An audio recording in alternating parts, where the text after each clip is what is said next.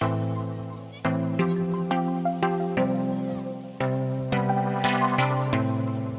hello, everyone. Welcome back to the CrossWinds Church More Than Sunday podcast. This is Chris Coley. I'm the senior pastor here at CrossWinds, and we're doing this podcast just to stay connected with you throughout this shelter in place. I hope you're enjoying it and having an opportunity to hear from different people in the CrossWinds congregation, some of our staff, some volunteers, just anyone that we think might have something interesting to share. And we've got a great one today. We're kind of keeping in theme with our Holy Week episodes, and I have got Dave Nielsen, who was the project manager for almost 20 years at CrossWinds, building the campus that we currently have church on. We've got Dave Nielsen, who's talking to us, telling us the story about how we got our cross on campus. So, hope you enjoy this episode.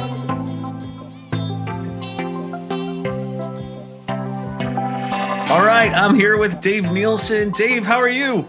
Doing good. Good, man. So everybody knows Dave is the guy who worked on our church project for a ridiculous amount of years. I mean, it was probably almost 20 years, wasn't it, Dave? Yeah.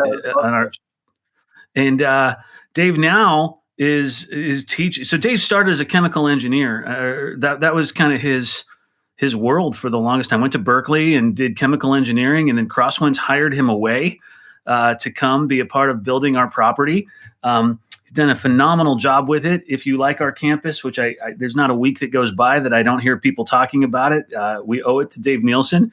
And we're going to get to talk about some parts of those campuses, some parts of the campus right now. But after Dave left us, he's now teaching chemistry to high school students up at Valley Christian Center, right, Dave? Yeah, that's correct.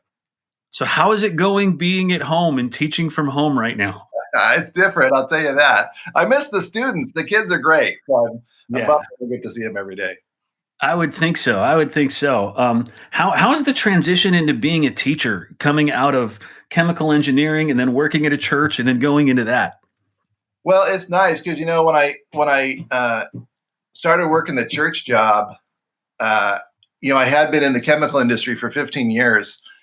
And the reason the church ended up hiring me was because, we couldn't find someone who had done both the construction side of a project and the long-term permitting side of a project, which I had actually done both in my chemistry career, working on a hazardous waste treatment facility, believe it or not. And right. So the church hired me for this short-term job, 3 years, to get the church built.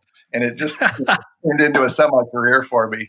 But 3 years turned into like 20 years, which is wonderful. Thank you for that sacrifice and doing all that. Well, so when I was done, I figured, what am I going to do now? Because I didn't really want to go back into the hazardous waste industry. And so I kind of semi-retired, and my wife was working at Valley Christian, and this opportunity came up, and I said, I'd love to teach chemistry. That's a good retirement job. So that's pretty cool. And Dave, you've always been so great in front of people. I mean, I remember when I first came to CrossWinds, I think one of the times I first met you, you were in one of our children's classrooms in a carnival booth that you had built. Right, yes. With the kids.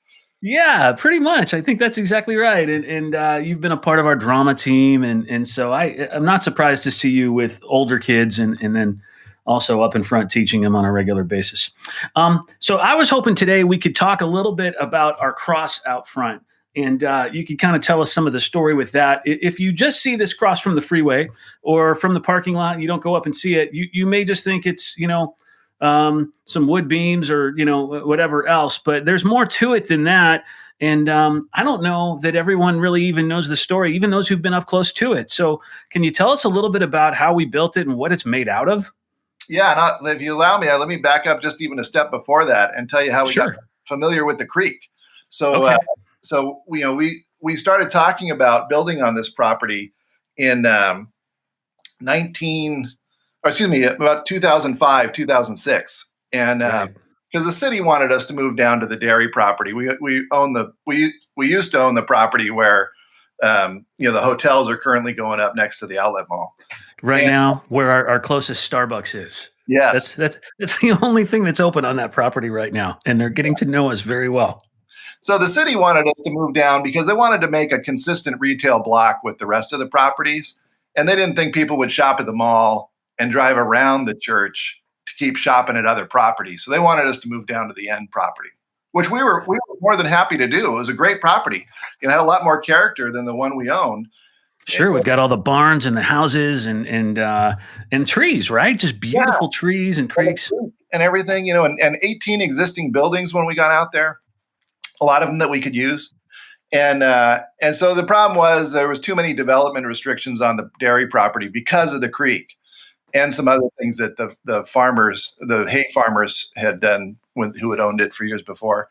And so the city was willing to remove all those restrictions, so we were able to move down there. And even though we didn't close on the purchase until we were just about to build, we actually got the rights to start working on the property towards the end of the 2000s.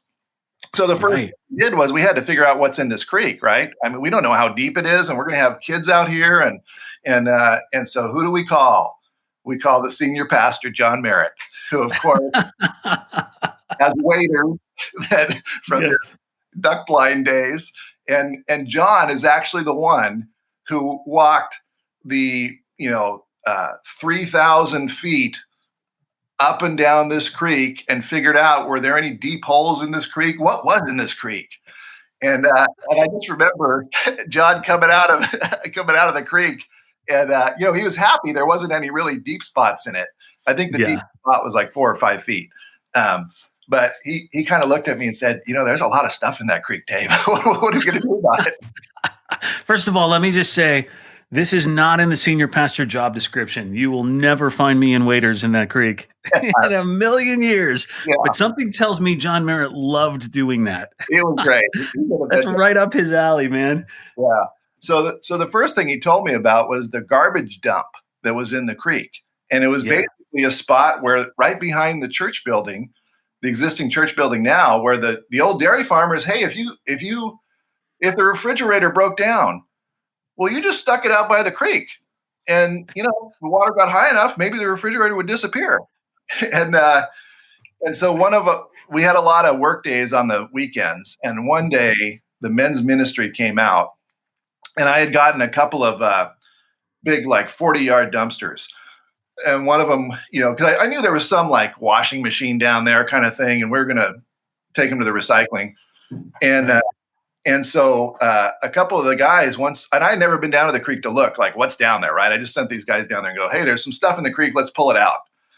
And I came back at the end of the day, and they had filled an entire 40-yard recycling dumpster with 35 refrigerators. Oh my gosh. That were left over from the dairy. It's funny because I try to tell this story. Sometimes I actually tell it at our Backstage Pass class because it speaks to a little bit of our vision as a church to be a place of restoration and taking this stuff that's all been abandoned and junked and then breathing new life into it. Whenever I tell it, I think I'm telling it. I say something like, we found like 12 refrigerators, and even when I say it, I feel like I'm exaggerating. I'm not even close. No, 35? Yeah, that's right. There was a lot of them. They got them all out of the creek. Because, it was a dairy, right? And the dairy started in the 1910s out there. Well, that was before refrigeration even existed. And so it used to be ice boxes. That's why the doors on the dairy building are so thick. They used to get big blocks of ice to keep the dairy. Right.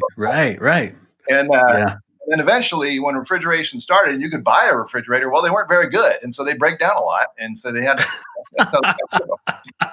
Yeah. It's hard to imagine going through 35 refrigerators these days, but I could see it then. Yeah. You guys found tires in there. You found car engines, right? Yeah, the tires. I mean, there was, I think 180 or tires that we took off the site. And there was actually a car block engine that you could see off one of the existing bridges down in the creek. And so one of the church staff, one of our maintenance people who was living on the site at the time, she decided she was going to take this engine out of the creek, which was great. We were really thankful she was going to do that. And I came in on Monday, and the thing was still there. And I said to her, I go, how come the engine's still in the creek? I thought you were going to take it out. And she goes, well, I found out there's a bunch of crawdads living in it. And I didn't know if I could take it out of the creek or not. Well, it raises a good point, which is it's funny to me. There are all these restrictions on what we can and cannot do near the creek, and for good reason, for environmental reasons and safety reasons, but primarily environmental reasons. They do not want you to be able to. They don't want you to do anything that's going to cause runoff or ruin the creek and the nature that's down there. It cracks me up because we've done nothing but improve this creek since we got here. There's no way this thing's going to ever be worse than how we found it. Oh yeah. Well, and in fact, you say, you got to improve it, right? And so when we moved out there, the parcel is 36 acres, and it's separated by these two creeks that are on the property into three parcels. Now, so we drive in on the front one, and the front one's about 15 acres or so. And yet, in order to get to the other two sides, we're going to have bridges to get over to those. Well, all the bridges on the property were made by the farmer. And so, right. So the city said to us, hey, we don't want to drive the nice fire engine across the farmer-made bridge because we don't trust it. Probably no, who knows? Yes. And so they wanted us to take them down and put new bridges in. And so when you go to the environmental agencies to do that, the environmental agencies say, well, what are you going to give us to do that? Basically, what improvements are you going to make in the creek? And so our improvement was that we were going to go from the 6 bridge locations that were on that original creek. Only 4 of them still had existing bridges. 2 of them had collapsed bridges. Yeah. And we were going to go down to 4 locations. So we got a permit for 4 bridges on the site. And then we ended up only deciding to install 3 of them because that's all we needed to access all 3 parcels. The 4th one was kind of a convenience bridge that we decided not to build. Yeah. Okay. Makes sense. So how does that bring us to the cross? Walk us through how we got to a cross from that. Yeah. So what happened was there used to be a bridge that went kind of from the behind the stage of the current church auditorium across to the parcel that is on the other side of the creek that still borders the freeway. Yeah. It goes through the eucalyptus trees there. And it's kind of where our original prayer path is right now. Yeah, right to the prayer path. It's actually right behind where the cross is.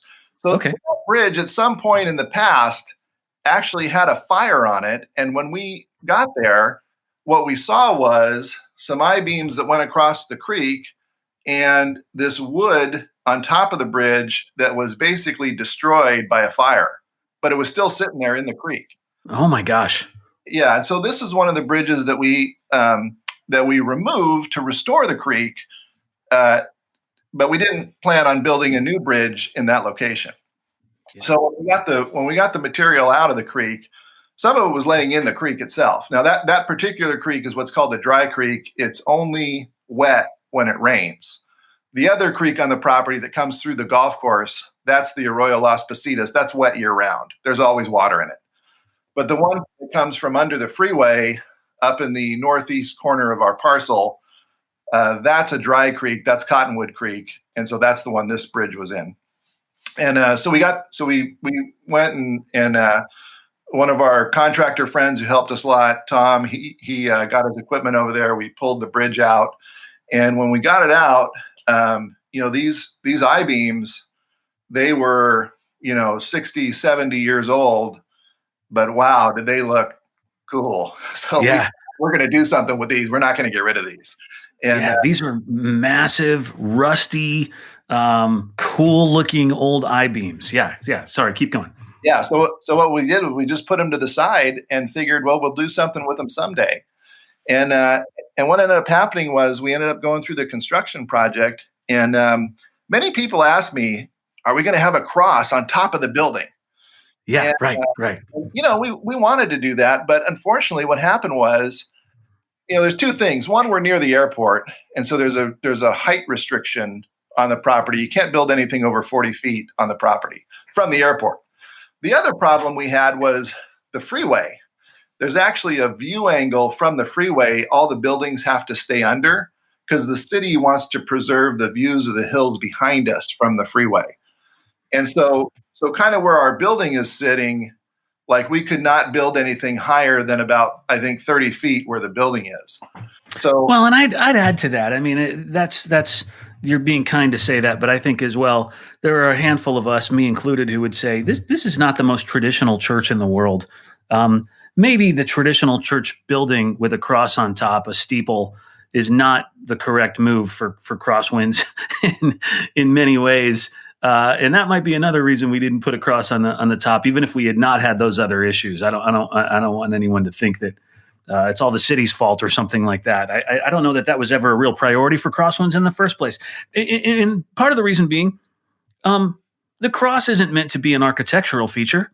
It's a sacred thing, and we wanted to do something, I hope, that could be a little more engaging with it, which is what we're getting to here. Yeah, no doubt, Chris. And that conversation was had at the church. It's just that some people assumed we were going to put a cross on top. Of course. Yes. No, I still get asked that every year. Somebody brings that up to me at least once a year.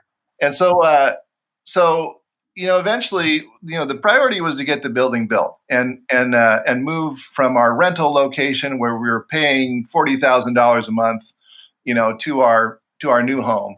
And that got accomplished. We moved in May of 2015. So after that, then we started thinking, well, we really would like to have some more features around now that we're done with the building, what else could we do? Thinking about children's playgrounds and barns that we can use for church events and that kind of things. And so it just so happened that at the time, we had a guy who was working for us temporarily who was a really good welder. And we thought, well, we should use this guy's skills while he's here because he's good.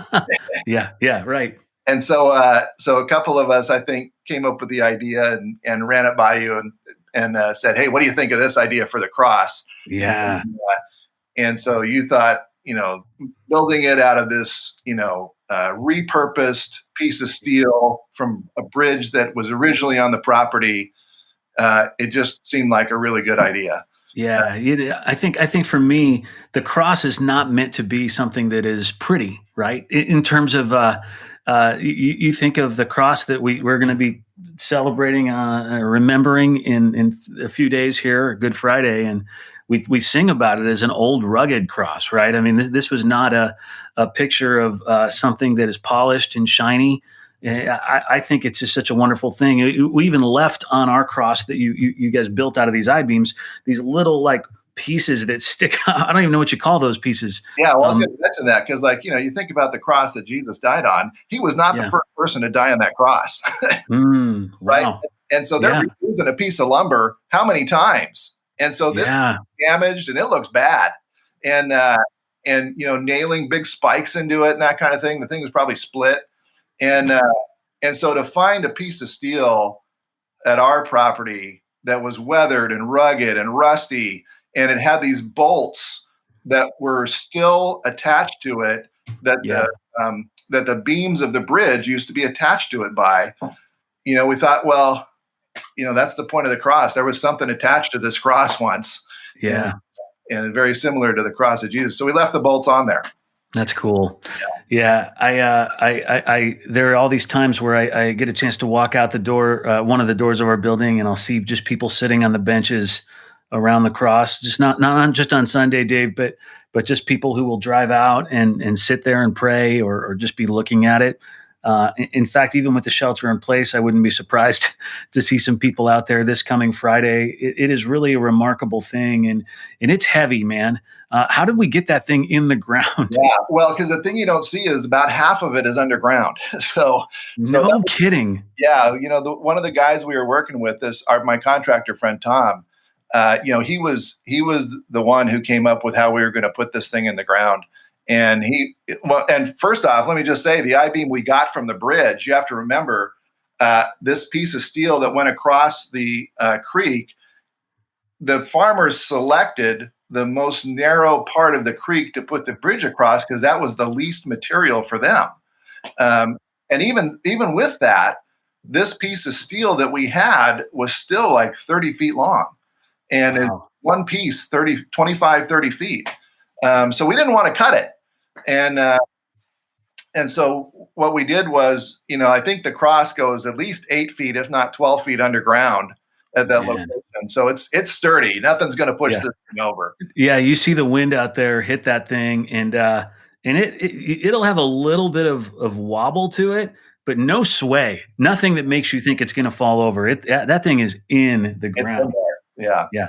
So that was the toughest part, was being able to raise this cross tall enough to get it down in the hole, that we dug to put the concrete in when we set it.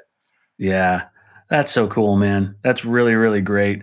How about as you've looked at this over the years, and even just kind of looked at the property as a whole, and any number of the other ways we've restored it, Dave? What is the significance to you of being able to take all these old pieces of the dairy, even the barnwood on the main auditorium, the exchange? What's the significance of you to keep the dairy story and theming alive, as opposed to just kind of building something from new out there? Oh, yeah, no, I was a big proponent of that from day one we got out there, because there's just so many cool stories of where these farmers who were so resourceful, they didn't, even back then, farming wasn't like the high dollar business at the time.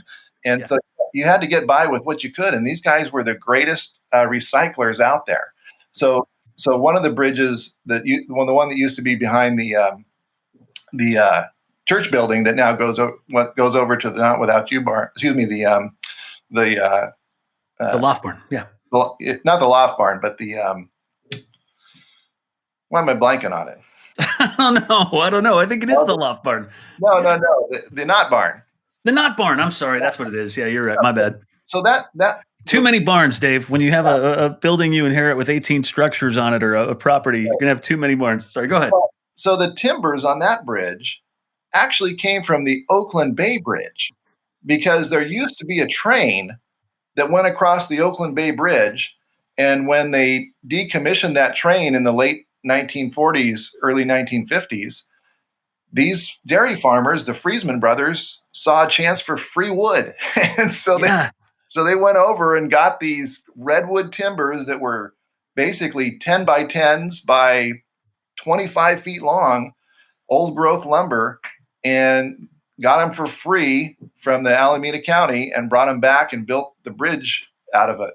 So that's the kind of thing where, when we took that bridge apart, because it was not something the city wanted to drive over, and we had to take it out to restore the creek, we kept those pieces because we'd like to use them somewhere as time goes on. And it just speaks to how, something that is started with one purpose, maybe was old and had been abandoned, has found new life, right? Yeah, absolutely.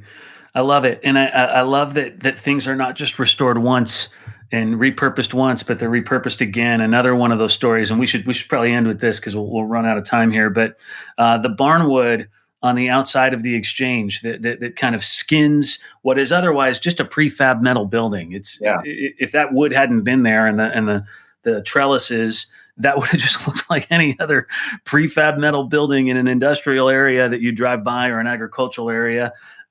Where did that wood come from? And then where did it come from originally? Yeah, so that wood came from the only barn on the property that we could not save. It was so in such bad shape structurally, we weren't able to make it to where we could keep using it safely.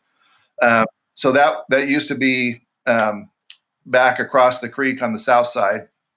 And so what we did was we disassembled this barn by hand carefully, because we wanted to preserve the siding that was on this barn. And where this siding originally came from, I was told this story by Anne Friesman, who was one of the Friesman family members, and she was born at the property in 1918. Wow. Her family moved there in 1916. She was born there in 1918. It's 102 years ago. Yeah, so she grew up on this property. Wow. So she told me this story about 10 years ago. And what had happened was the federal government had built the O'Shaughnessy Dam in Yosemite Valley in like the 1920s. It took them 5 or 6 years to build it. But it was in the middle of nowhere. This is the dam that created Hetch Hetchy. And so the government built an entire town in Yosemite for all the people who were going to work on this dam. And once the project was over, Well, they couldn't leave all these buildings in Yosemite Valley. All these houses, these old wood houses. And schools and stores and whatever they built to support all the people working on this project. And so what the government did was they advertised that you could come and buy a building, any building you wanted, for $1. Yeah. The catch was you had to take it with you. Right. And so these dairy farmers who were always looking for a deal, they went and spent $3 and they went and bought 3 buildings from the federal government from the O'Shaughnessy Dam project in Yosemite Valley. So they disassembled these buildings and brought them back to the property we're on, and they built this barn out of it. And so that's where the wood came from that is on the CrossWinds building on the exchange. It came from a barn in the back of the property, but it originally came from the federal government project making the O'Shaughnessy Dam that created Hetch Hetchy.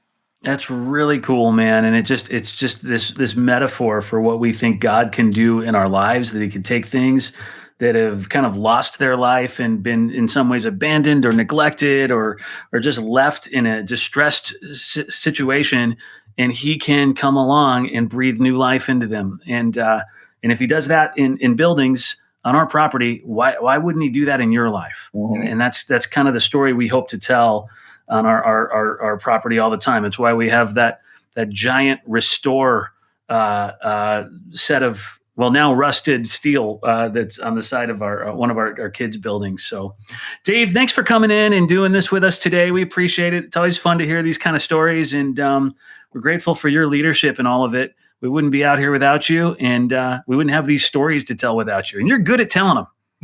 Thanks, Chris. And hey, one thing I'd like to mention is you said that, something about how I helped out in the project, but believe me, there was so many people who I worked with on this project that it wouldn't have got done without all their help. I was just the person who coordinated. Yeah, no, you're absolutely right. From Lori Dorn to Daniel Curtis to a million other people. Yeah. Who were leading and living on the property at the time. I don't think I'm exaggerating to say hundreds of people when you include all the volunteers who did restoration in the houses and offices. It couldn't happen without all of them. But thank you for your leadership in it, because it wouldn't have happened without that. No problem. All right. Thanks, Dave. We love you. We'll talk to you. Yeah.